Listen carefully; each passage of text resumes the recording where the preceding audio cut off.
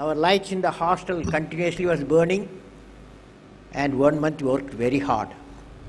That day has come, my professor entered my laboratory again, and he reviewed beautiful everything what you had done, nearly 30-40 pages of work, drawings, about 50 drawings.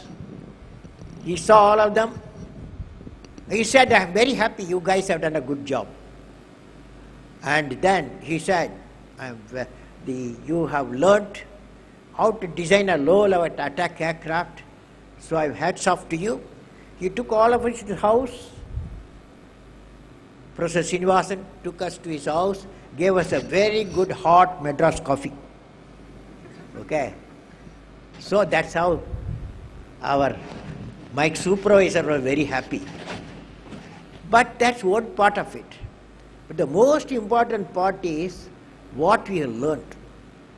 In 6 months, what we learned, how to break the iron curtain between the faculties, how to bring the multidisciplines. And we knew what is system design, system integration, system management. At the end of 6 months, apart from all the 3 years course what we had, this 6 months gave us capacity, confidence that we can do the design of a system and integration and management. This learning is very, very important.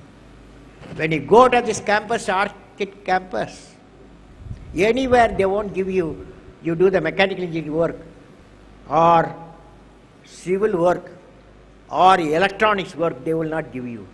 They will give you system development, system management, system integration.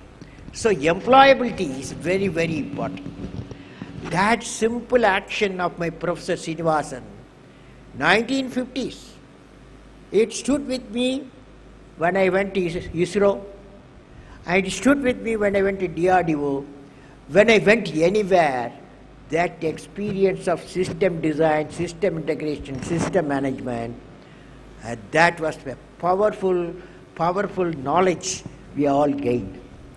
So I visualize all our universities, all our technical colleges, they will not only specialize in a particular field, they should bring disciplines. They should bring disciplines. Now friends, you are all in this college, engineering colleges, and you'll be going out for some time. And what is the future for you? Where you will be? What is store for you? What is in store for you? Friends, when you all graduate, what type of India you will see? What type of India will live in the world? What type of opportunity you will have?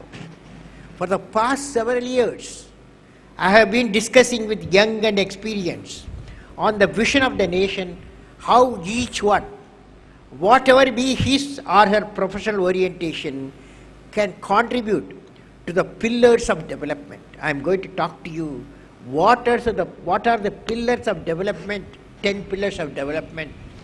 Every one of you in part and full you will be working. As I envisage, the pillars of Indian development profile 2020 are as follows. A nation where the rural and urban divide has reduced to a thin line. A nation where there is an equitable distribution and adequate access to energy and quality water. A nation where agriculture, industry and service sector work together in symphony. A nation where education with value system is not denied to any meritorious candidate because of societal or economic discrimination. A nation which is the best destination for the most talented scholars, scientists, and investors. That's the nation you have to build. A nation where the best of healthcare is available to all. A nation where the governance is responsive, transparent, corruption-free. A nation poverty has been totally eradicated, illiteracy removed, and crimes against women and children are absent, and none in the society feels alienated. A nation that's prosperous, healthy, secure, devoid of terrorism, peaceful and happy, and continues with a sustainable growth path. Finally, a nation that's one of the best places to live and is proud of its leadership. I said all beautiful things. And every beautiful thing is a big challenge. To achieve the distinct profile of India, we have the mission of transforming India into an economically developed nation. We have identified 5 areas where India has a core competence for integrated action: agriculture and agro-food processing, education and healthcare through women education, information communication technology to connect the 600,000 villages of our country, reliable and quality electric power, surface transport, infrastructure for all parts of the country, and self-reliant critical technologies. These 5 areas are closely interrelated, and by progressing in a coordinated way, leading to food, economic and national security. Friends, please study carefully at each pillar. Study carefully. This is my website, www.abdulkalam.com. My talk will be in my website. Friends, please study carefully at each of the pillar. You will find some interesting challenges. All of them require convergence of discipline and technology. All of them require convergence of disciplines and technologies. Let me discuss convergence of technology. That's going to be a great, what I can say, society changer, change agent in the society when you all enter into the societies. The information technology and communication technology have already converged, as you know, leading to information communication technology, ICT. Information technology combined with the biotechnology has led to the bioinformatics, as you know. Similarly, photonics is grown out from the laboratories to converge with the classical electronics and microelectronics to bring in a new high-speed option in consumer products. Flexible and unbreakable displays using thin layer of film or transparent polymers have emerged as a new symbol of entertainment and media tools. Now, the nanotechnology has come in. It is the field of future that, according to me, that will replace microelectronics, and many fields with tremendous application potential in the area of medicine, electronics, and material science. I am sure about the use of nanorobot for drug delivery. Friends, when nanotechnology and ICT meet, when nanotechnology ICT meet, integrated silicon electronics, photonics are born, and it can be said that material convergence will happen.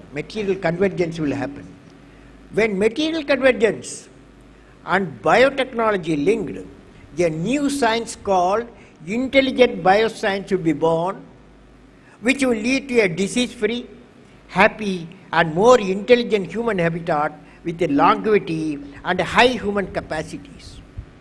The convergence of bio-nano information technology can lead to the development of nanorobots. Nanorobots, when they are injected into a patient, my expert friends say it will diagnose and deliver the treatment exclusively in the affected area, and then the nanorobot gets digested as it is a nano-based product. I saw the product sample in one of the laboratories in South Korea, where best of minds with multiple technology work with a target of finding out-of-box solution.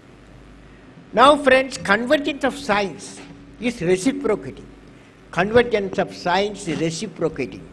Let me give an example. Recently, I was in the Harvard University, where I visited laboratories of many eminent professors from the Harvard School of Engineering and Applied Science. I recall how Professor Hong Kun Park showed me his invention on nano needles. He showed me his invention, professor showed me an invention of nano needles which can pierce and deliver content into an individual target biocells. That's how nanoparticle science shaping the bioscience.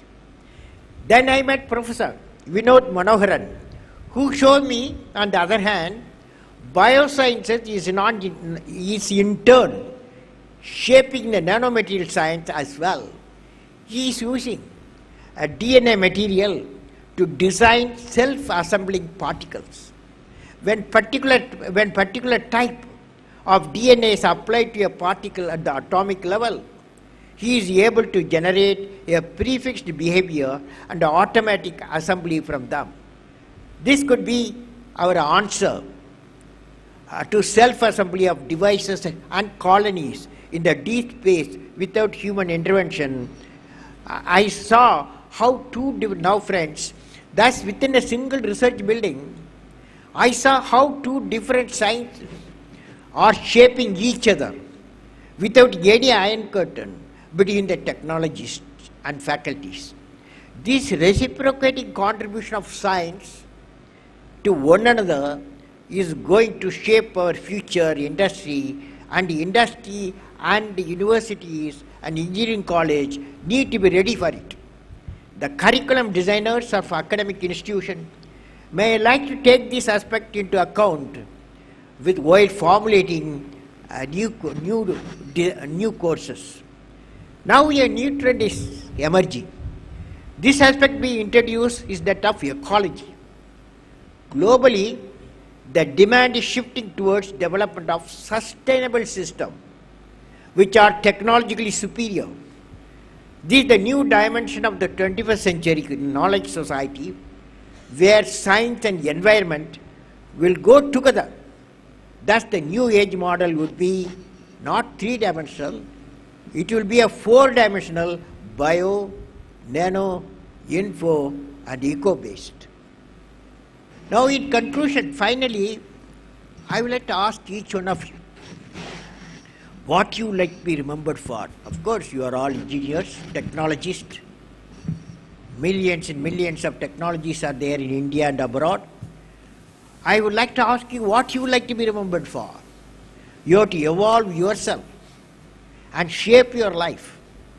You should write it on a page today. You are going to write it on a page today. That page may be a very important page in the book of human history.